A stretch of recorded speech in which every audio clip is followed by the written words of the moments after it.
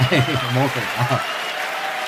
哎，今天的直播切片，咱们来看肖恩·墨菲挥刀自宫之后，如何摆脱困境，并且轰出超然破百。哦，打了这颗，哎呀，哇，这一杆自己做的斯诺克不好解，这杆球难受了啊，相当难受。这个球你要解黑球轻贴那不行，袋口有一颗，对吧？最好解的黑球，这个球准度没得说。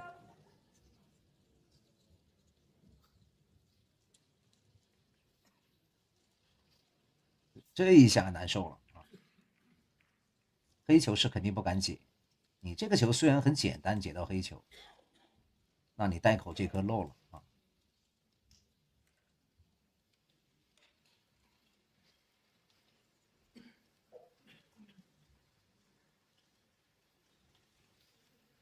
这儿，哎呦，能打到多少啊？这个球需要很强的赛啊。此刻白色的线呢，是皇帝做客 BBC 在克鲁斯堡的演播室所画，而黄色的线呢，是大圣画的。一个是皇帝亨德利的思路，一个是大圣给墨菲提的建议，看他会选择哪一条。球能不能打得这么转啊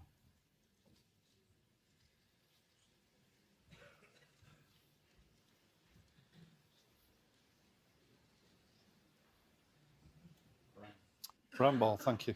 我给你画了这条线，你可以尝试一下墨菲啊。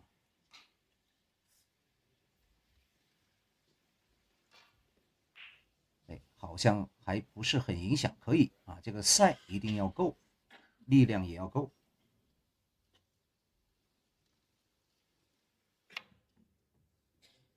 哎，听大圣的得永生呐、完美！哎呀，差一点点啊！再来一次。随后的第二杆，皇帝也选择了这个思路，不过画的这条白线总感觉哪儿不对。白线是皇帝画的啊，但是你上面那一个拐角，皇帝那个拐角拐的太大了一点不？ Yeah, can you declare again for me, please? Thank you. 哎，他重新画了一下， Ramble, thank you. 第一次画的那个有点过分啊。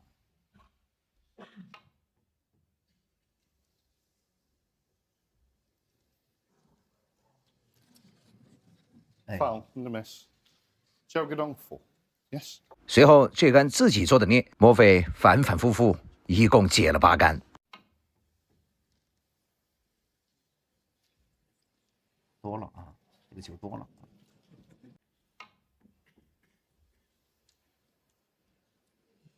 有了吧？啊，有了吧？哎呀，差了一点点。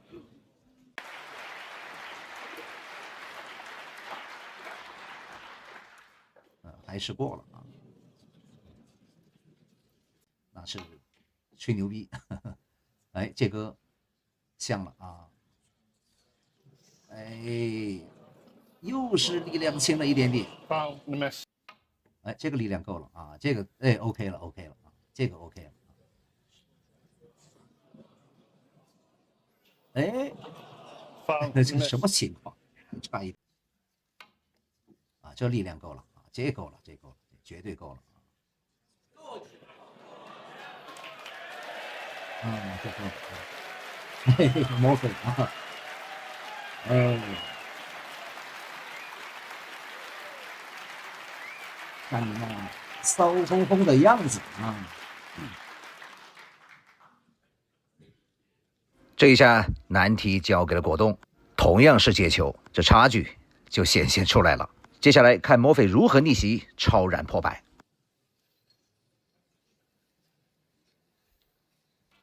袋口给它解禁，咱们看这个球，哎呦，不够啊，不够，不够，不够。这一下轮到果冻头疼了。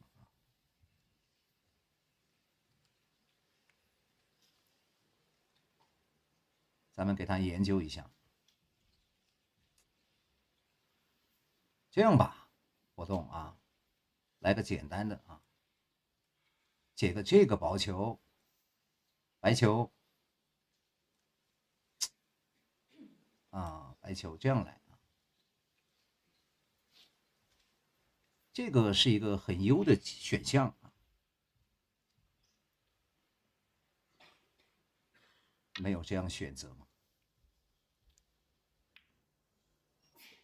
这不是漏了吗？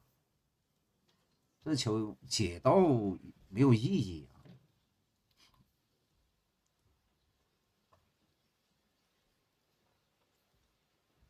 一定要解了不漏。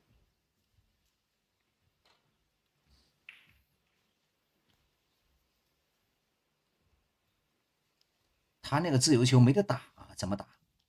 不好打，也没有进攻的机会。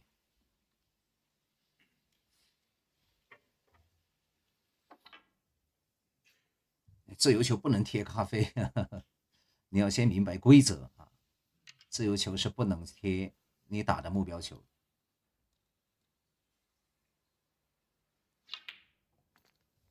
1. Thank you, Sean.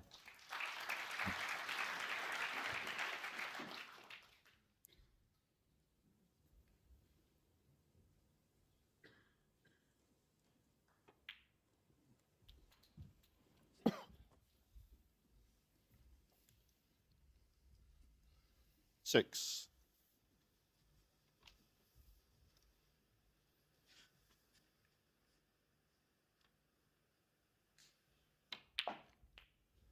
Seven.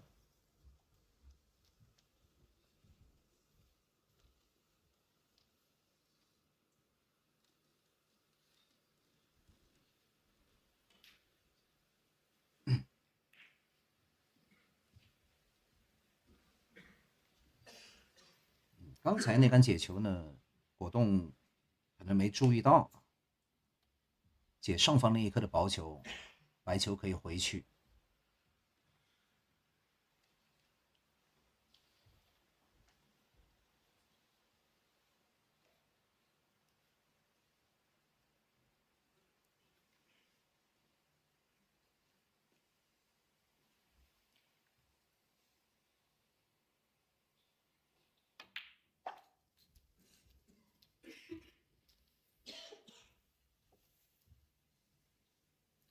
12.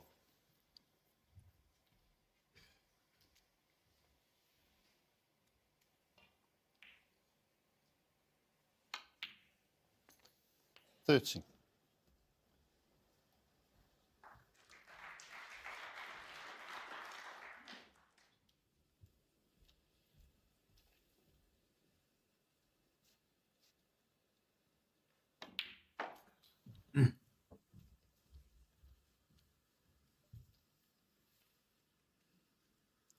17.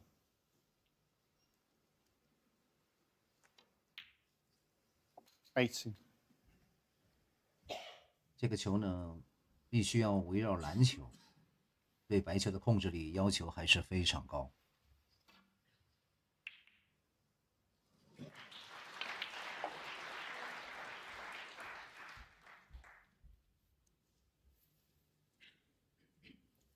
23. 有单下的话，黑球垫一下啊，吃一哭还是篮球。哎呦，这杆球控的真好。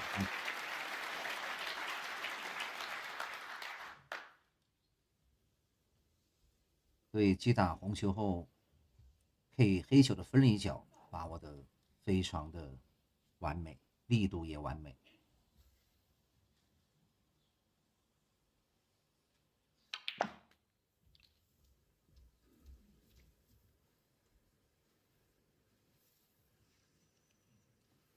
这一下球形简单多了。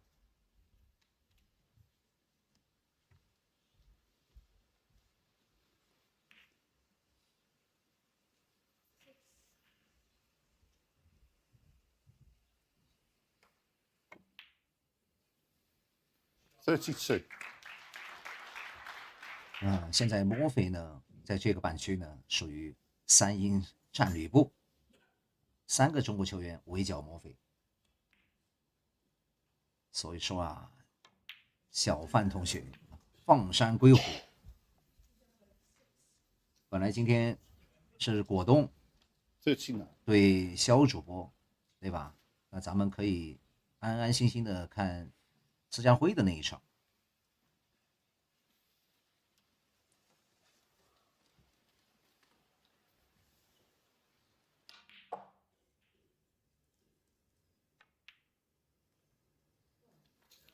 40.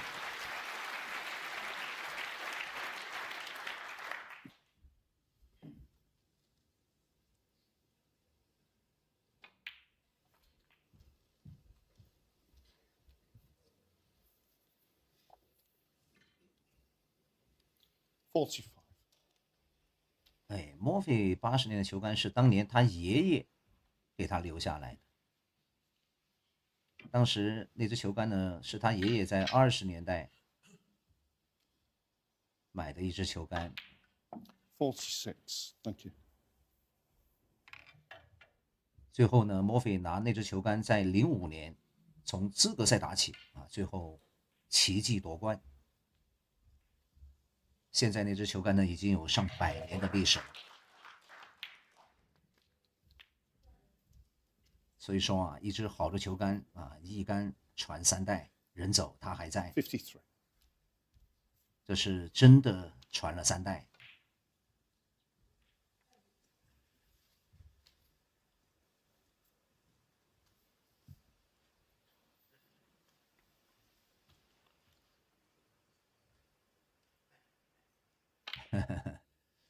他爷爷不姓肖，他爷爷姓莫。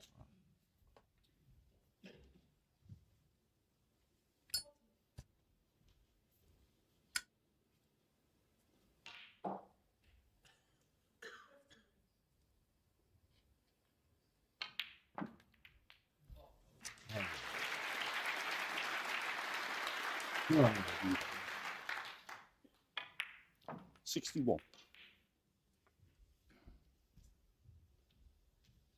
这球要是能打一杆破百，那绝对是世锦赛最牛逼的一杆破百。 62. 这球型多复杂。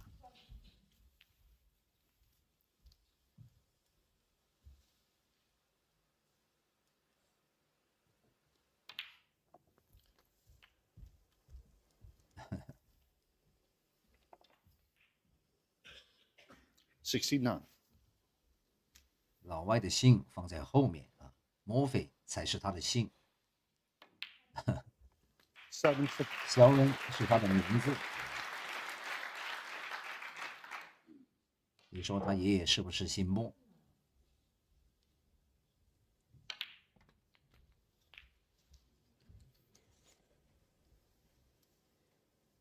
对，就是他爷爷给他留下来。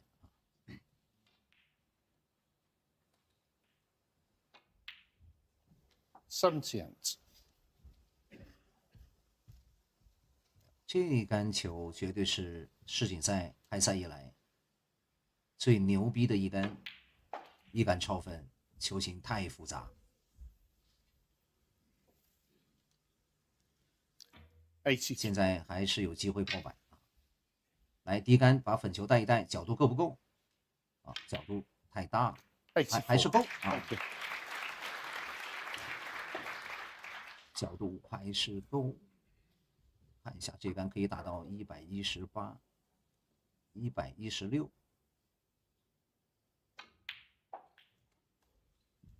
蹭一下，哎呀，兄弟们！有没有能不能抽球杆啊？这杆黄球89. 漂亮！哎呀，这一杆绝对是包括资格赛到现在世锦赛最完美的一杆青台。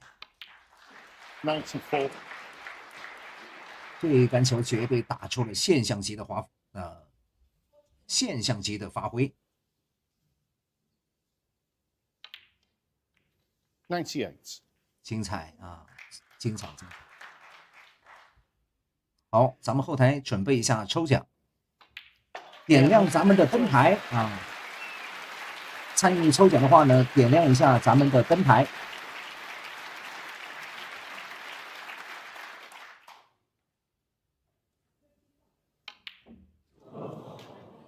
还好啊，已经破百了，还好。咱们发一个实物的福袋，这是球杆啊，抽的是球杆，因为是单杆破百，咱们后台改一下，不是皮头啊。最终呢，第一阶段墨菲6-2暂时领先，第二阶段将在今天下午5点开始，咱们也将在抖音全程直播。另外晚上9点半，赵心彤对丁俊晖的焦点之战，千万不要错过，锁定抖音的大圣撞球频道，咱们不见不散。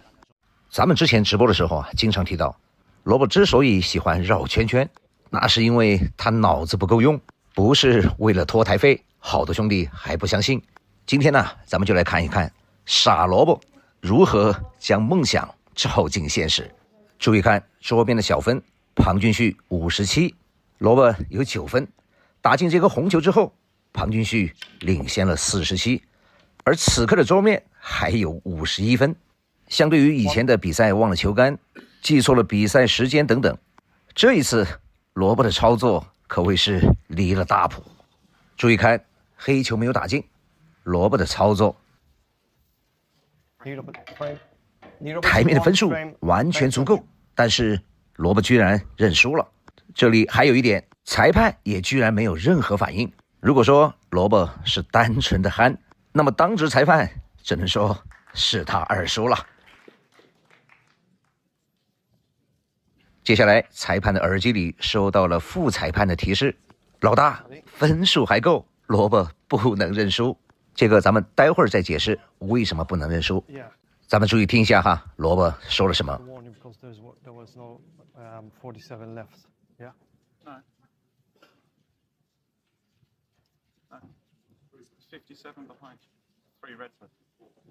里面有2个简单的单词，裁判说 47 47，而萝卜说的是 57。裁判的意思就刚才你只落后了47。萝卜说，哎，不对呀，我不是落后了57吗？裁判说，哥们儿，你自己的10分你忘了吗？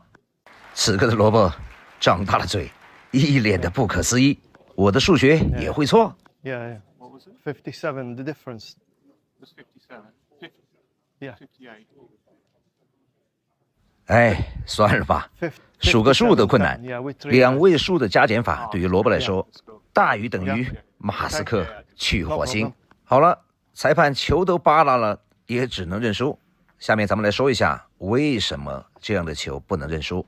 第一，竞技体育的道德规范是一方面；第二，也是最重要的一点，博彩在英国是一套合法的产业链，很多竞技体育的发展跟生存都得靠它。整场比赛，甚至每一局的胜负都会产生大量的投注，特别是像斯诺克这样的比赛，别说你现在还没有被超分，就是被超分了之后都有机会做回来。你在没有被超分的情况下认输，这一局你让博彩怎么结算？那些下了注码的赌狗们又怎么能接受这样的结果？这就和当年的甲 A 比赛，临到比赛要结束了，球员们急了，往自己的球门里灌，是一个道理。所以说，如果球员出现这样的行为，轻则处以罚款，重则接受调查。现在看白球打红球呢，确实很简单，庞俊旭拿下这一局也是没有问题。所以说，萝卜被调查大概率不会。最终的结论，这只萝卜只是单纯的傻。所以说，今后萝卜在转圈圈的时候，兄弟们就不要再抱怨了。好，今天晚上8点，咱们将继续在抖音直播斯诺克世锦赛的首轮比赛的最后阶段，施家辉对瓦菲的比赛。目前施家辉6-3暂时落后，他会成为第一个被淘汰的前16球员吗？8点，抖音大圣撞球频道，咱们不见不散。咱们看多少兄弟了啊？100多个了啊，差不多了。咱们边聊边说。首先啊，海菲尔德这个怎么说呢？倒霉催的啊，这个就不用说了啊。碰上赵心彤呢这一轮啊，算他倒霉啊，运气不好。那赵心彤包过啊这一轮，这是抽到海菲尔德呢，我觉得是一个怎么说，其他人都不怕啊，只要没有抽到咱们自己人，对吧？第一，我不想赵勋同抽到咱们自己人；第二，不想咱们那位大侠抽到自己人。为啥呢？因为咱们那位大侠如果抽到自己人的话，下一轮，对吧？虽然有一个晋级，但是还是要碰赵勋同，对不对？哎，那最好的结果，咱们那位大侠呢抽到了土豆哥，土豆哥呢下一轮对上赵勋同呢，那也是白给啊，懂的都懂啊。当然也有可能咱们这位大侠呢也有可能进啊，咱们也不能说别人活不到第2季啊，这个就没有道理，对不对？毕竟现在的土豆哥呢也不比当年啊，他也有可能活到第2季的啊。然后果冻对小龙，哎呀，这个我觉得这是结果里面最差的一个签。为啥呢？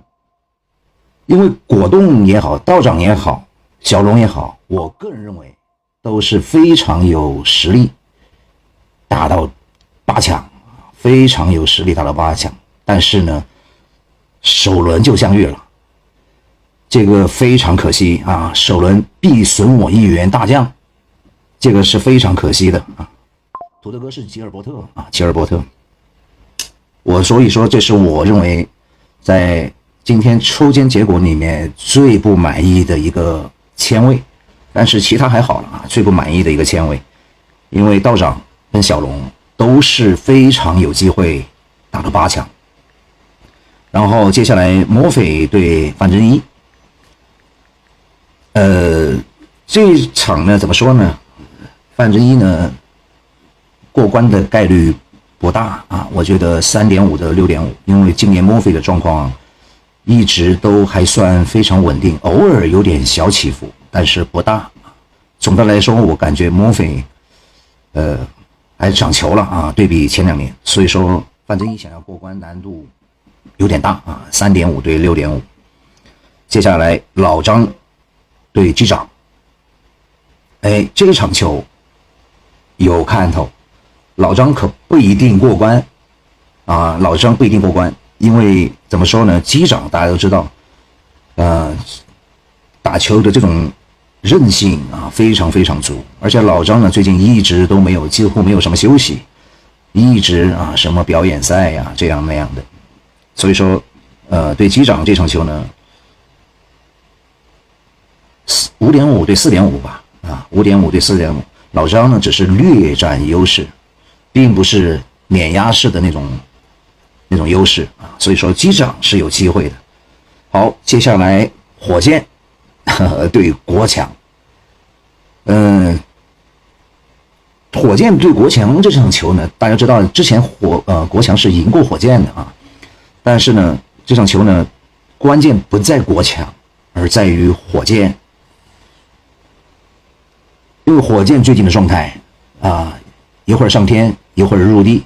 啊，他高兴的时候可以给你搞个2杆147啊，也可以给你怼个153，但是不高兴的时候呢，别说国强了啊，咱们在线的兄弟上去可能都可以怼一怼。所以说这场球关键不在国强，而在于火箭。火箭有球呢，那当然也许就是碾压式的，对吧？10-2、10-3啊，结束。如果火箭呢，因为这个不能老是把火箭去搞给机长，搞给卡特，每年都这样搞就没意思了，对不对？那么火箭这场球重要的啊就在于火箭到底是有没有状态，是什么想法，国强的实力呢就在那里摆着啊。那么接下来呢，韦克林对利亚姆普伦这场球啊，兄弟们一定要看，非常很大的看点就是普伦他的147也听牌了，而且本次赛事呢，就是在资格赛，普伦晋级之路打的后面都是精锐啊。那么普伦现在这个球呢，咱们一定要重点观察，因为未来很有可能啊，就是咱们中国军团的重点的目标，咱们也希望他很强。对不对？咱们也不希望今后整个英国的斯诺克沉沦下去。而且呢，咱们可以看一下普伦，因为普伦跟瓦克林呢两个人的风格呢正好一正一反，比赛呢一定会很好看。而且呢，咱们可以关注一下普伦到底能不能把世锦赛最后的一张大饼给他拿下啊！这场球很值得期待。瓦克林对普伦，而且瓦克林最近的状态呢也不是特别好，特别是今年的下半年啊，普伦不是没有机会。这场球呢，我个人认为5-5开啊，5-5开，瓦克林并没有太大的优势啊。那么接下来罗伯，对庞俊旭这个前卫呢，其实我之前一直很为庞俊旭担心，因为我怕对不对啊？世泰联那帮啊，把他发给咱们那位大侠，因为小庞呢，对不对啊？一碰到咱们那位大侠，手就软了，脚也趴了，走路都不会走了。还好啊，把他发给了罗伯，虽然也不是什么好签啊，但是至少对不对啊？脚不会软啊，不会见面啊，啊，对不对？那么这场球呢，6.5吧啊，6.5，罗伯6.5啊，庞俊旭呢3.5，机会不是很大啊，机会不是很大。接下来，好戏又来了啊！阿炯对上穆迪，这场球好看啊，这场球好看。以炯哥今年下半年的状态来说呢，穆迪这一次有机会啊，有机会。而且，之前呢一个9-9，咱们看到穆迪的心态非常不错。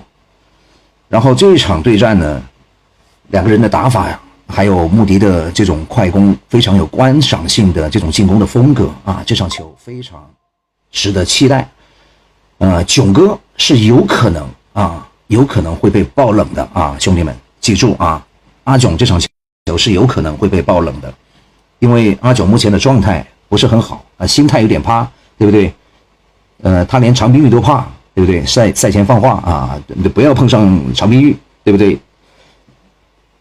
好，那么接下来咱们来看一下下一场啊，钢炮对打仔啊，这场球我建议大家如果要看的话，一定要做好充分的心理准备啊，瓜子、花生、啤酒、宵夜一定要准备好啊。这场球呢，一定会是我个人认为啊，整个世锦赛正赛第一轮打的最长的一场。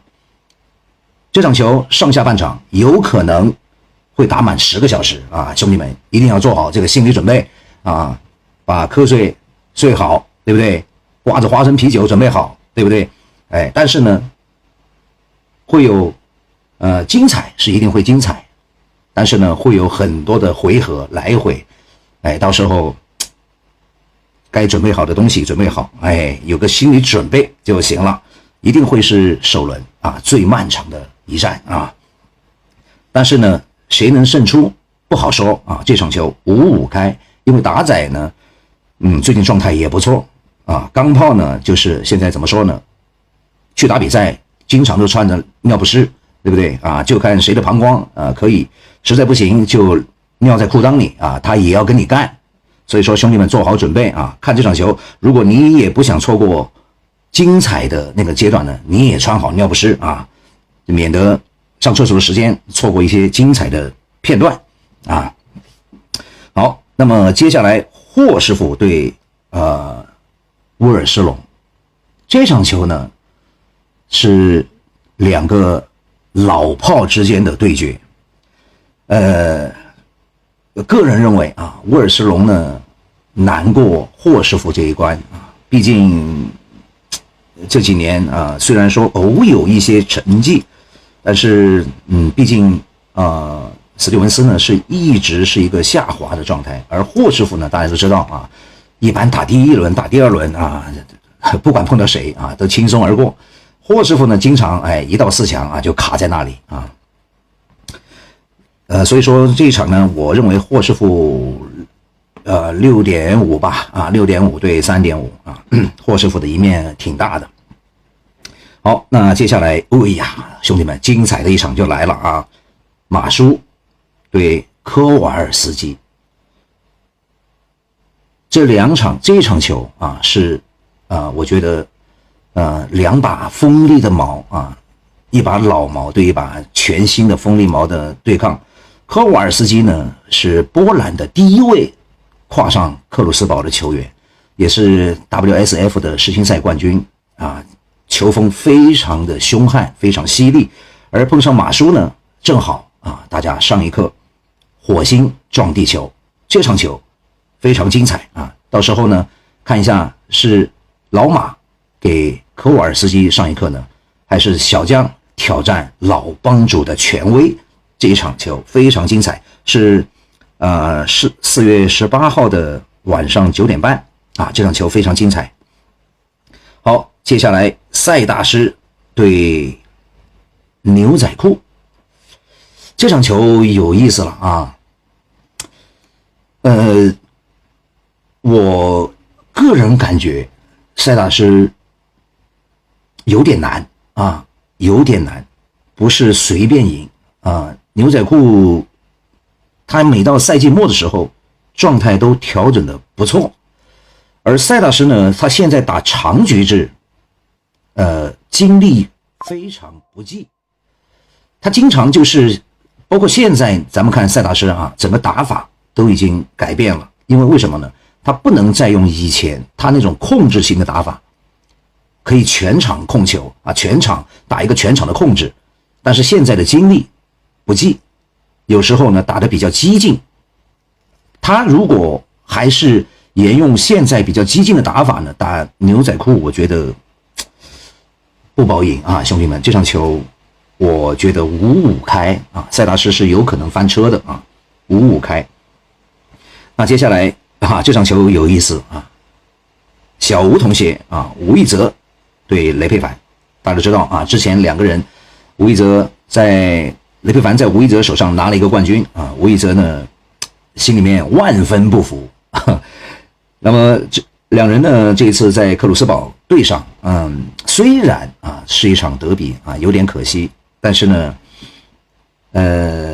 还好啊，至少有一个能够进到前16。但是呢，这场球我个人更看好吴一泽啊，最近吴一泽的状态、心态，包括拿了冠军之后，整个人的气场啊不一样了。而且这一次，我记得之前有兄弟问我，看好前3能够夺冠的，我觉得吴一泽在我的心目当中排名第3啊，所以说这场我看好吴一泽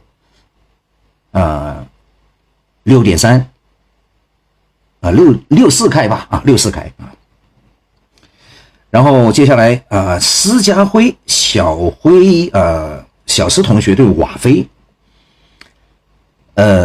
瓦菲最近虽然状态不错，但是总的来说呢有点慢热啊，有点慢热。那么施家辉这场呢对瓦菲，两个人呢都是进攻型的球员，而且打球的风格呢都比较相似，就看谁能够抢好开局啊，抢好开局。我觉得如果施家辉能够对瓦菲的对局当中呢能够抢好开局，在第一阶段能够领先的话，那么赢面比较大。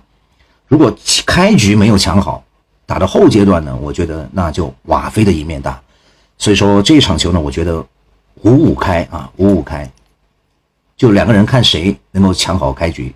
因为最近瓦菲的球呢，我也看了不少啊，就是比较慢热一点点。那接下来小特对老司机，哎呀，这场球我希望小特赢啊，我个人是希望小特赢，而且我希望小特一直能够走到最后，对吧？最后咱们再来一个决战华山之巅，但是我希望他不一定能赢啊，对不对？因为小特一到大赛，有时候啊，有些东西确实不太好说。我是希望小特能够一路高歌猛进，走到最后，然后呢，对不对？克鲁斯堡的魔咒在世界第一的身上打破，咱们终于拿下这个帮主之位。那么如果小特第一轮他过不了，那怎么办呢？那么赵心童如果打破了克鲁斯堡的魔咒，那么在打破克鲁斯堡魔咒的同时，那么赵公子将登顶世界第一。哎，这个简直不要太完美啊！当然有时候呢天不一定随人愿啊，所以说呢我希望小特赢，但是这一场呢可能不是那么好打啊，不是那么好打。这一场呢小特略占优势，我觉得 5.5 啊 5.5。对吗？你之前直播啊，去年兄弟们都知道我有不成熟的想法，对不对？那么今年我觉得我的想法呢可能比去年稍成熟一点点啊。